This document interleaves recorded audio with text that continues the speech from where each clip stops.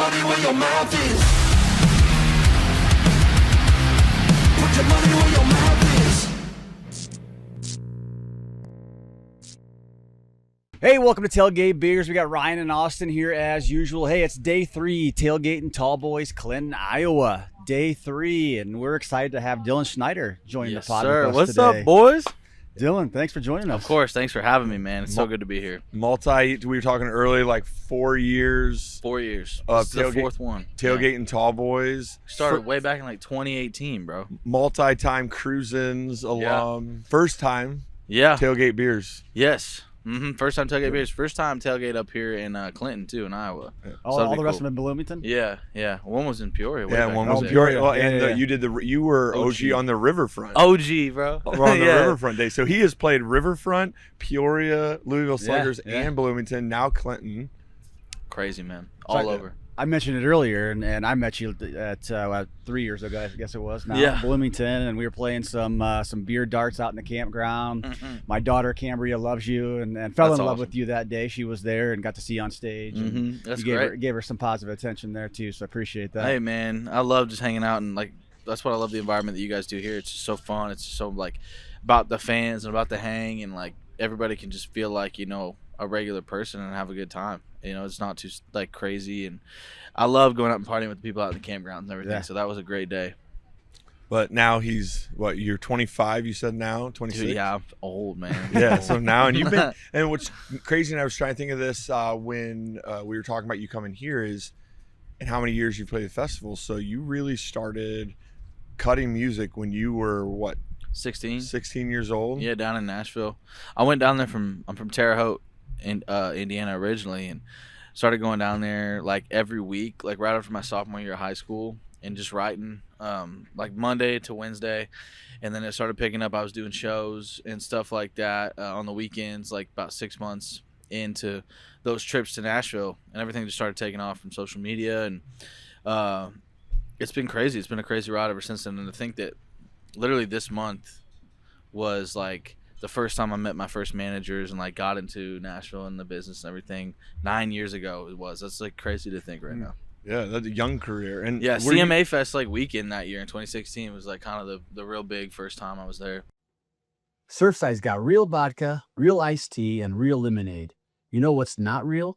That excuse you gave to skip the tailgate. Grab a Surfside and redeem yourself, champ. Now back to your regular programming.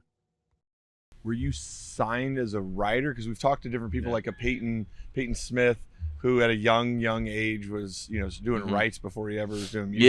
Yeah, I started doing rights that summer. It was probably coming up this month. I wrote with Jaron Johnston from the Cadillac 3. It was like the first ride I ever did, and I had a publishing deal with him. I signed that in August of 2016, and I was there till 2020. And I got out of that deal, which was like kind of perfect timing to get out of that. And then, I had a whole year I went back to Indiana for like the pandemic and kind of had a year off because I've just been constantly riding on the road, everything. So it was a nice slowdown. And then I went back, and I had been out of a deal for like 2 years, 3 years, and was just kind of meeting everybody again, like, doing the rounds, assessing like, kind of what I wanted, and like letting people know, what I got going on, and seeing what they were doing, because there were so many new, like, even artists now, like a lot of joint ventures they were doing with big companies and stuff. So I met with a lot of big names, but I ended up going with Kane Brown and his thing with some people over at Sony ATV, which I was originally signed at Sony ATV with Jaron. So I'm over there now with Kane, so it's pretty cool. Yeah. Besides music, what you enjoy doing on your off time, if you have any? Oh, man, I mean, right now, just with how busy I am, I play a lot of video games, play a lot of Warzone, Call of Duty. A lot of the artists in Nashville and riders and stuff all do that, so it's a good way for everybody to kind of keep in touch and connect. Golf. I get out there and golf when I can. I'm still not good at all, but I try my best. Right. Yeah, and I try to lock it in. I'm trying to learn and just get better day by day. Man, and then other than that, I don't know. I just like to get home a lot. It's nice, that it's only 4.5 hours from Nashville where I grew up, so I can get back and see my family and just have off weekends when I can and just kind of, go back to my roots. So that's kind of what I've been doing all summer and all year so far. Yeah.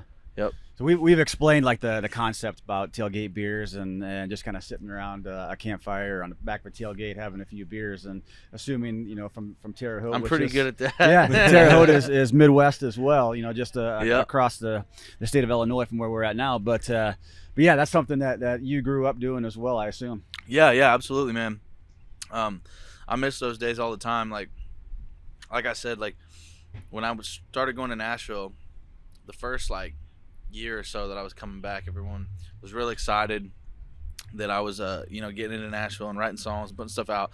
One of my best friends, Gabe Faust, who's from Terre Haute as well, is now signed to Kane Brown and has a lot of stuff going on with him. Wrote a few on his latest album. Yeah. And like the fact that like we got to grow up at that time and kind of be back and forth from home here in the Midwest and Indiana and to Nashville was really cool. So I remember those times we'd get back to town and it was always just at my house. I had a big barn. I had a couple four-wheelers. People would come over. We called it the compound. Mm-hmm. And everybody come over and hang out there. We'd have a bonfire right around the back roads and just drink beers. Probably not old enough to yet, but nobody needs to know that. Yeah, You know what I'm saying? And it was a good time, man. I miss those days. You don't get to do that as much. And like I said, even the backstage environment here and stuff, it feels a little bit more like those days. Yeah, So yeah. that's always fun when you can go somewhere and just let loose with everybody. And what it's all about is just having fun and being around good people, I feel like. I think music obviously ties into that a lot. Yeah, 100%. That's the backbone of it all, man. It's not going on, without the good music to party to and vibe to. And I remember a lot of the times, like, there's one specific album with this kind of concept we're talking about that I always go back to. It was Anything Goes, Florida Georgia Line. That thing was on repeat, like, every weekend when we'd be out by the fire, just hanging out and having the best times of our lives. Because you look back on those things, and every time that album comes on, it just takes me to that place in my mind. You know what I mean? Absolutely. Yeah. Absolutely. Are you a strictly country guy? What else do you No, listen to? dude, I listen to everything. I mean, country, I always listened to it on the radio. When I was growing up, didn't really get into it till I was about 11, 12 years old. I went to from elementary to like middle school, and I met a lot of new people, started hanging around some new groups, and they were really into it and playing. Like even Aldean's playing tonight. He was one of the first guys I remember loving, and like that My Kind of Party album, and then FGL had their Here's to the Good Time album, and Luke Bryan, I think it was like Tan Lines and Tailgates, or Tailgate and Tan Lines, kind of like Tailgate and Tallboys. But yeah, like that was like the era I was like, man, this is like really cool. And like we kind of started doing more of those little just backyard parties and everybody hanging out and kind of growing up a little bit together. So all those songs and all those memories come back a lot when I hear that type of music and that time era of music. But yeah, dude. I know you're a fan of Jack Harlow because we went to Oh Jack yeah, Harlow. absolutely. Yeah, we went to Jack We Harlow. went to Jack Harlow in Nashville with Lakeview, actually, of all people. Yeah, it was. Yeah. all No, together. but That's I step out. Yeah, like I was saying, the country was around, but I didn't get into it till then. So I was always listening to hip hop. Even now, I listen to a lot of outside things, and especially where the genre is going. Like, if you can throw a little bit of uniqueness and a new flavor into it, and still keep it kind of in the lane of country, it's cool. Melodically, lyrically, anything, just kind of spice it up. I think that there's a lot of that going on, and I like to see that because it also makes it friendly to somebody else who maybe typically wouldn't otherwise like country. You know what I mean? But I listen to everything. I mean, I listen to EDM. I listen to alternative. Like rock was like really big when I was younger. Like 80s rock was always on the radio, in the car with my parents and stuff like that. Nickelback was one of my favorite bands, ever. They're the reason I picked up a guitar in the first place. So everything, dude. If it's good music, I'll listen to it. What's going to your music and me being, I grew up, I was a fan of Dylan Schneider before I knew you and became friends, or you were played the festival. But going from a young age, think you were going in at high school, I'm assuming, and Yeah. still trying to travel. I don't know how that worked. Did you do homeschool or No, I just left. you just left? Okay. Yeah. So that's got to be a lot of pressure. Yeah. You get, and I felt like that album. I'm trying to remember what that album. What was your Wannabe first? was my Yeah. first EP. Yeah. That was a very successful Did great. EP. I got songs on there that are still to this day stream very well, and Yeah. I kind of like still, and it's good. because I wouldn't be me and I wouldn't be where I am without those things. I'm glad those stuck around and still have they stick to my name a little bit. But does that feel that is there pressure at some point of like, how do I top what's the next thing I do, that people recognize you from like that? Yeah, definitely. I mean, there always is. It was something that I never really thought about or was worried about, though. It was just always like, I want to keep going. I want to keep doing it. And I think it was just naturally continuing to happen here and there. I've obviously had some times where I haven't put out as much music as I was in the beginning, but I think that taking that time and growing up a little bit and like dialing it in as a songwriter and as an artist was the most important thing. Because, you know, in the last like 2 or 3 years, I've had some of my biggest songs since those days, you know, when everything was really, really popping off, which was awesome. But yeah, I mean, it was crazy. My parents, I'm lucky enough to have people that were so supportive of me and drive me down to Nashville and say I had to get my GED, they call it the high school equivalency exam now or something. My mom was like, get that at least, and then you can do it. Because I was like, the last I remember like 2 weeks of sophomore year of high school, I went from like 2,000 followers to like 20,000 followers, and that's when like that was unheard of, you know. Got a blue check mark on Instagram. When it was really cool, bro. But when it was real followers, it was awesome, dude. Yeah, it was insane, and like the hype was crazy. So everything just fell into place then, and I'm glad that it did, because even like I would have rather had my start early and be where I am now than just have been getting to Nashville 4 years ago and trying to figure it out. You know what I mean? I know a lot more than I would have otherwise, and I think that just helps me in the place that I am. And I'm also I think smarter in the sense of like I don't let myself be overworked, and I also find ways to enjoy it and make sure that's important. You know, because you don't want to burn yourself out. You don't want people in the industry to like make you not like something that you love. You know what I mean? And I think that I am very good at recognizing those things and balancing things out, and I'm very good at communicating with people, you know, what makes sense for my career and the direction of where I want to go and what I want to do, and not letting things get out of hand. You know what I mean? Any solid mentors, you know, throughout your time there that took you under their wing? And definitely Florida Georgia Line. Tyler Hubbard specifically was like, even to this day, is somebody. I was talking to Graham Barham the other day. I went to his show in Salt Lake City, and we were talking about T-Hub, and when I needed him and, you know, I needed advice, he was somebody that was always there and helped me out of some difficult situations. And I know I could call him today if I had a question, and he would pick up and, you know, be right there. And Graham said that he does the same thing for him. So I think that guy just has it figured out, and he's got a really good head on his shoulders.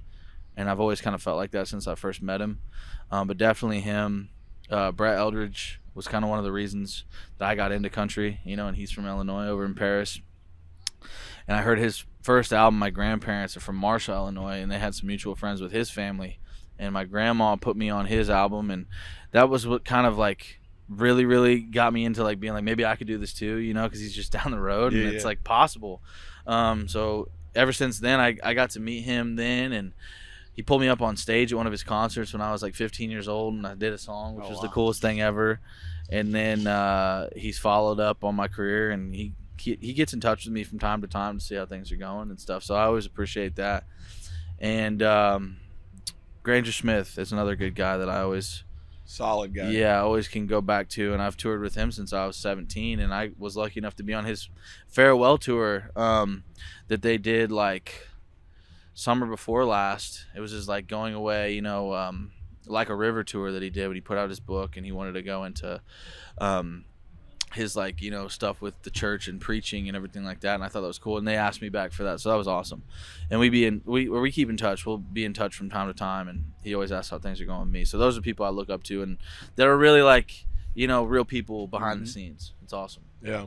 You have like a moment in your career so far that is just like the top highlight that I got asked this the other day, actually, because I was down at CMA Fest, and someone was like, what is the big moment, like the thing that you were just like, pinch myself, I can't believe it. And it was definitely going on tour 2019 that summer with Florida Georgia Line, and I got like signed to their little record label thing they were doing with my deal out of LA. At the time I had a different record label, and just getting to be on that stage. And I remember one weekend we were in Florida, and I just put out my brand new EP, How to Country, or Whole Town Talk, and I played How to Country with their band during their set right in the middle, and like they stepped back and they both played guitar on it, and I was just up at the front of the stage, and I was like, dude, this is like people ask me today, they're like, if you could go on tour with anybody, who would it be? And I'm like, I already got to do it. And I was like, it would be Florida Georgia Line, and I did that, you know, within like a couple of years of them being my mentors, and like that was just a bucket list thing, you know. So I'm glad that I got to experience that, and I did it in the nick of time right before obviously they split up in 2020. But yeah, that will always be the craziest summer, and it was like me and Morgan Wallen and Dan and Shay. It was just like the most fun summer ever. What a crazy It was wild. lineup. It was really, if you so think about fun, that, dude. where they're all at. Who would you most want to now? I mean, looking ahead, who's a couple that you're like, man, get me on that Get lineup? out. I mean, me and Graham have talked about doing a co-headlining thing, you know, in some smaller clubs and stuff, like 1,500, 2,000 cap rooms, which would be fun because I just like to be on the road with people that I love and good buddies.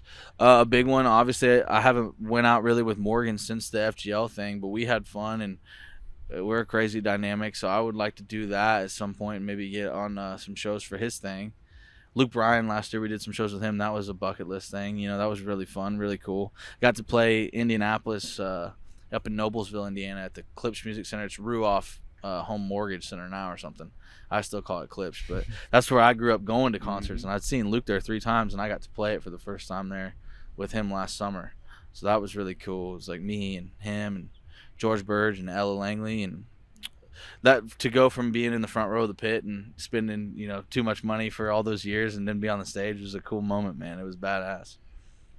So talking about like your crew and your band and stuff like that, I mean, it's got to be important. So I know it's a rhetorical question, you know, having that relationship, having you know, people that you enjoy because you're with them a lot. Yeah, especially on the road and definitely traveling and stuff like that. Yeah, man. I mean, you want to like feel people out and see how you get along, and you know, you're riding around with them for hours on end. You're spending sometimes, you know, 3, 4, 5, 6 weeks at a time, not even going home with these people. And especially when you're on tour with other artists, like you hope you get along with their crew. Yeah. Some of those people that I love, just like I said, Granger's honorable mention, Nate Smith, all those guys that I've been on those tours with like that, and we get along with. It's the most fun thing ever. Who else has been great? Sure, it's also like in collaboration time, good, you know, learning experiences. Of how people do. Yeah, stuff and when you too. make those memories together like that, you have a friend and a bond forever in the industry, regardless of, you know, what everybody's doing or where everybody's at. You can always, you know, go back and connect and remember those times with those people, and you're rooting for them, and that's really, really cool. You know what I mean? Yeah. Has anybody, you know, what's the background on the white microphone? You Oh, still me? use the white microphone? Yeah, I still have it. That was just like thing I wanted, dude, and I got my signature on it, you know, laser penned in. I've had that since 2017, I think. I need a new one. It's getting old. Oh, I got it's still white- the original. That's still the original. That's the original white microphone, white mic stand. I'm probably about to get a new one soon, but I think Bailey Zimmerman's got one now. I'm just gonna say I had it first, but Yeah, I love Bailey. I just always remember seeing that when you came out, and honestly, Yeah. it was pre-Bailey. Yeah. Than anybody else Well, having that. Bailey's like one of like the homies too. It's so cool. We have some crazy stories where he's been like, dude, I remember listening to like "Give Me a Red Light" on your 17 EP, and Such a good like, he song. grew up like real close, you know, to where Oh, I'm yeah. from, Oh, yeah. over there by where they do, you know, tailgates in Peoria and in Bloomington. So that's really, really cool. But he's been like, he's told me, you know, I was a fan, you know, of you, and that's a cool thing now to be like, even with Graham and those guys, like to hear that they were hearing some of my stuff before, and now we all get along and can be like in it together, like, because I didn't really have a lot of people at the time when I was younger, like my age, you know, that were doing it too. So now that I'm here and a lot more people are kind of coming in, it's fun to have more people to relate to and be friends with. But yeah, like I said, I had the white microphone first though. So seeing the get up, the camo, the get up, the turkeys on it. Do you get up to Indiana and hunt at all? Was that something you do? I just started bird hunting like honestly 2 years ago. So I was always I always fished. We had a big my dad owned a like vending machine company with like, you know, snacks and soda pop and all that stuff. He sold it around Indiana. He actually took care of the federal prisons over there in Terre Haute, the big maximum security ones. And there was a spot right down the road from there, which was in between where I lived at the time and the prisons, and it was called SNG. It was a gravel pit. And they had a big, you know, big pond, big like lake that they dug out in the back, and it was stocked with some big fish, but it was private property. But the fact that my dad took care of their spot, they were like, you guys can come back there and fish whenever you want. And all we had to do was walk through the cornfield right behind my house. We'd go out there and do that. So I was always a fisherman, but then I always wanted to hunt. Nobody in my family was really into it. My buddy who lives back in Indiana just moved from their like golf course community home to now a farm. and they have a pond back there, and it's private and everything. So we get out there and shoot some ducks or some geese and stuff like that during the winter. So we went like 2 or 3 times this year. But I just got into it. But I like it a lot. It's fun. I haven't went turkey hunting yet. I'm trying to go. I've never been either. I'm duck hunt. We both duck hunt, goose hunt. Yeah. I started deer Got hunting. me the Benelli Super Black Eagle 3 There you go. last year. Nice. Fire. But Love it. Cole Goodwin was just talking about how he's obsessed with turkey hunting, and so it's seeing that shirt kind of made me think of that because, like I said, I've never been. Yeah, I did a podcast the other day in Nashville, and they gave me this. So That's it was nice. like a nice little find. I've worn it like 3 times since I got it. Just a good feeling shirt, breathable, and it's just swag. I like it a lot. Absolutely. So in your career and all this music that you love, we kind of asked a question throughout the podcast. You're getting to the point where now you're big. You got your private jet. Starts to go down when you're headed to your island. What 5 albums are you grabbing to listen to for the rest of your life? Rest of my life. You'll never listen to another one. Plane's going down. You're generous with 5 though. I mean, I can make it with 5 easily, dude. I'm gonna say Montevallo, Sam Hunt, All the Right Reasons, Nickelback, Anything Goes, Florida Georgia Line, Take Care, Drake, Currents, Tame Impala. Nice. Yeah. There you go. Little See, bit he was on it. Yeah, Dude, people yeah, struggle with That's that easy. sometimes. That's easy. Looking I know at where I phones, wanna looking go. through Oh yeah, playlists. people are looking. Trying I might to swap think. out the Drake album or the Tame album actually for maybe Astro World or Birds in the Trap, Sam McKnight, Travis Scott. I'm a big Travis, like my favorite artist, so I don't know. I can't believe I didn't say his name, but Hold on a minute. I mean, again, I've got like this 5. I've got my solid 5. But Yeah.